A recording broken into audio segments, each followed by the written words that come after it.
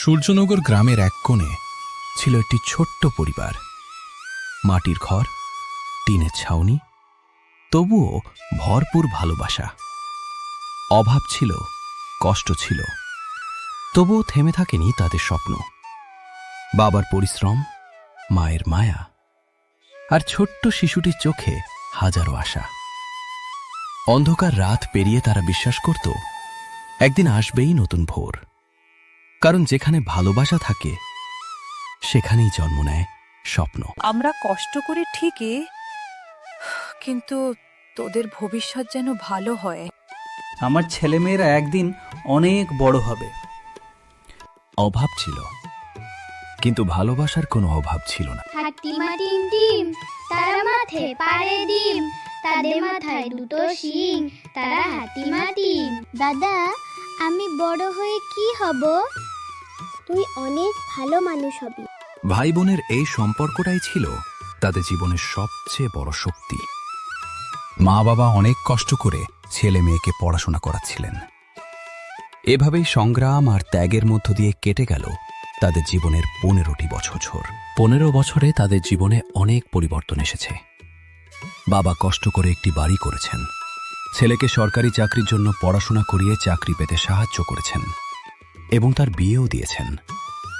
এখন মেয়ের বিয়ের কথাবার্তা চলছে, আর সেই বিয়ের সব খরচও বাবা আগেই গুছিয়ে রেখেছেন। মায়ার জন্য একটা ভালো পাত্র এসেছে। শুনেছি ছেলেটা ভদ্র, সংসারটাও ভালো।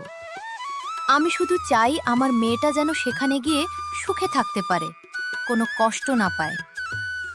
আমার মেয়েটা ছোট থেকে শুধু কষ্টই করে এসেছে। আমি চাই তার জীবনে আর কোনো দুঃখ না আসুক। যতটা পারি ভালো ঘরেই তাকে বিয়ে দেব। তোমরা চিন্তা করো না, আমি এখন বড় হয়েছি। আমি নিজে দেখে শুনে মায়ার বিয়েটা ঠিক করব। ও যেন কোনো দিক দিয়ে কম না পায়, সেটা আমি নিশ্চিত করব। তোমরা যেটা ভালো মনে করো সেটাই করো, আমার কোনো আপত্তি নেই। শুধু তোমাদের থেকে দূরে যেতে হবে ভাবলেই মনটা কেমন করে। মেয়েদের তো শেষমেশ নিজের ঘর ছেড়ে অন্যের সংসারই সামলাতে হয়। এটাই তাদের আসল জীবন। বেশি ভাবলে কষ্টই বাড়ে। বাড়িতে আনন্দের প্রস্তুতি চলছিল, কিন্তু সেই আনন্দের আড়ালেই ধীরে ধীরে জমতে শুরু করেছিল অজানা কিছু অন্ধকার। সুখে থাকিস মা, নিজের মতো করে সংসারটা সামলাবি। কোনো কষ্ট হলে একদম চুপ করে থাকবি না।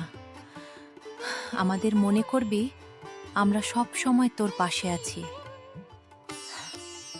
মা, আমি হয়তো তোকে সবকিছু দিতে পারিনি, কিন্তু আজ তোকে বিদায় দিতে গিয়ে মনে হচ্ছে আমার হৃদয়ের একটা অংশ যেন চলে যাচ্ছে। কোনো কষ্ট হলে আমাকে বলবি, আমি ছুটে আসব। তোমাদের ছেড়ে যেতে একদম ইচ্ছে করছে না। এতদিন তোমাদের সাথে ছিলাম, সবকিছু ছেড়ে চলে যেতে খুব কষ্ট হচ্ছে, কিন্তু তোমাদের কথা সব সময় মনে পড়বে। তুমি চিন্তা করবে না, আমি আছি। তোমার কোনো কষ্ট হতে দেব না। তোমার মুখে হাসি রাখাটাই এখন আমার দায়িত্ব। মায়া জীবনে শুরু হলো নতুন এক অধ্যায়। ভালোবাসা ছিল, স্বপ্ন ছিল, ছিল অনেক আশা। কিন্তু ভাগ্য কখন কিভাবে মানুষের জীবন বদলে দেয় তা আগে থেকে কেউই বুঝতে পারে না।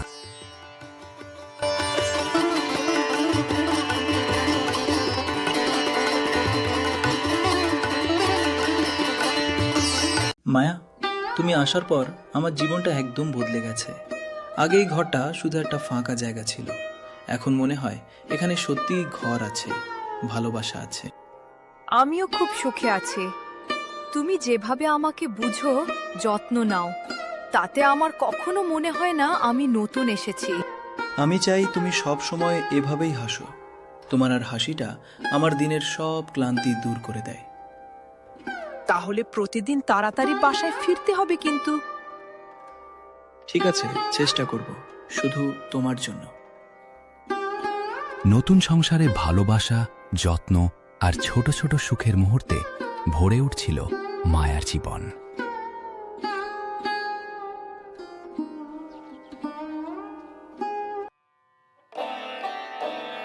ওগো, কি হলো তোমার? এভাবে বসে পড়লে কেন? কথা বলো। বুকে খুব চাপ লাগছে, শ্বাস নিতে কষ্ট হচ্ছে। বাবা, তুমি কিছু বলো না, আমরা আছি, সব ঠিক হয়ে যাবে। আমি এখনই ডাক্তার ডাকছি। কেউ পানি দাও, দ্রুত কিছু করো। কেউ দেরি করো না, ওকে হাসপাতালে নিয়ে যেতে হবে। এক মুহূর্তেই হাসি খুশি পরিবেশ বদলে গেল ভয় আর অজানা আশঙ্কায়।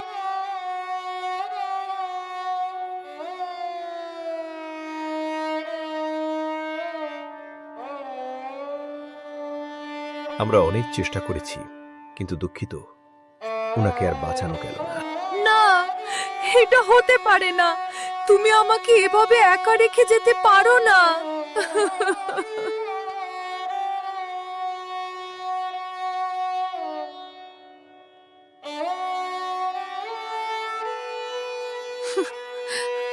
বাবা, তুমি চোখ খুলো।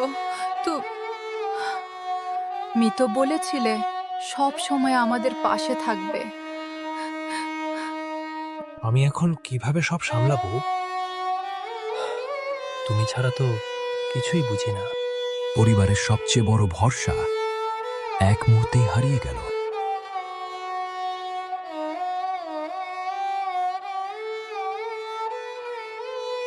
মা ধীরে ধীরে খাওয়া দাওয়া বন্ধ করে দিয়েছিলেন। প্রায় 1 মাস হয়ে গেছে, তার মুখে তেমন কিছুই উঠছে না। মা, তুমি কিছু খাচ্ছ না কেন? এভাবে থাকলে তুমি আরো অসুস্থ হয়ে পড়বে। স্বামীর চিন্তায় তিনি সব সময় ডুবে থাকতেন, মনটা ভারী হয়ে থাকতো সারাক্ষণ। তোমার বাবাকে ছাড়া এই ঘরটা আমার কাছে আর ঘর মনে হয় না, সবকিছু ফাঁকা লাগে। সেই মানসিক কষ্টই যেন ধীরে ধীরে তার শরীরকেও দুর্বল করে দিল। দিন যেতে না যেতেই তার শারীরিক অবস্থা অবনতি হতে শুরু করল। তোমরা একে অপরকে ধরে রেখো, কখনো আলাদা হয়ে যেও না। একসময় তিনি বিছানায় পড়ে গেলেন, নড়াচড়ার শক্তিটুকুও যেন আর অবশিষ্ট নেই। জীবন আর মৃত্যুর মাঝখানে দাঁড়িয়ে নিঃশব্দে তিনি লড়াই করে যাচ্ছিলেন, কিন্তু শেষ পর্যন্ত সেই লড়াইয়ে তিনি হেরে গেলেন। ধীরে ধীরে নিভে গেল তার জীবনের আলো, রেখে গেল এক গভীর শূন্যতা, এক অসীম বেদনা। মা, তুমি আমাদের ছেড়ে যেও না, আমরা একদম একা হয়ে যাব।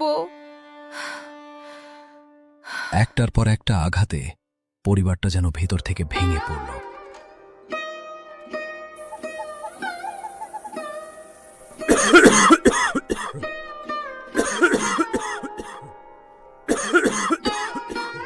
তুমি এত কাঁদছো কেন? কয়েকদিন ধরে দেখছি তুমি ঠিকমতো খাচ্ছও না, শরীরটা একদম দুর্বল হয়ে গেছে। তুমি এত চিন্তা করো না, হয়তো একটু ঠান্ডা লেগেছে, ঠিক হয়ে যাবে। না, আমি এটা হালকাভাবে নিচ্ছি না। কালই আমরা ডাক্তারের কাছে যাব, আমি কোনো রিস্ক নিতে চাই না।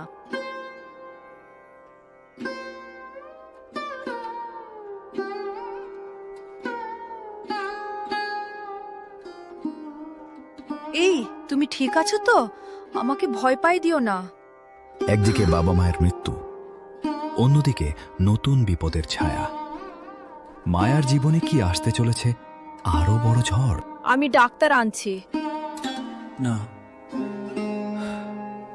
তুমি আমার পাশে থাকলেই আমি ভালো থাকবো। মায়ার জীবনে আবারও অন্ধকার নেমে আসতে শুরু করলো। না, তুমি আমাকে ছেড়ে যেতে পারো না। স্বামীর মৃত্যুর সাথে সাথে মায়ার জীবনের সব আলো নিভে গেল। তুই অপয়া, তোর জন্যই আমার ছেলে মারা গেছে। তুই অপয়া, তোর জন্যই আমার ছেলে মারা গেছে। বকুল, তোকে একটা কথা বলি, ওই তোর বৌমাকে এখনই বাড়ি থেকে বের করে দে। ও অপয়া, ওকে রাখিস না। তোরা যদি বাঁচতে চাস আজই এই সিদ্ধান্ত নে। যে বাড়িকে নিজের ভেবেছিল সেখান থেকেও তাকে তাড়িয়ে দেওয়া হলো।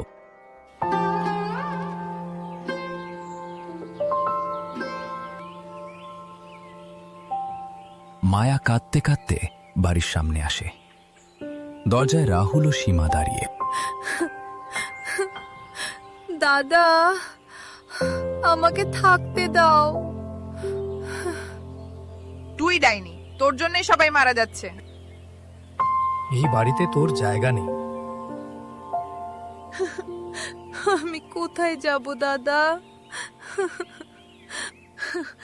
আমি কাজের মেয়ের মতো থাকবো, সব কাজ করব, শুধু থাকতে দাও। ঠিক আছে, তাহলে কাজের মেয়ে মতোই থাকতে হবে। নিজের বাড়িতেই সে হয়ে গেল এক কাজের মানুষ।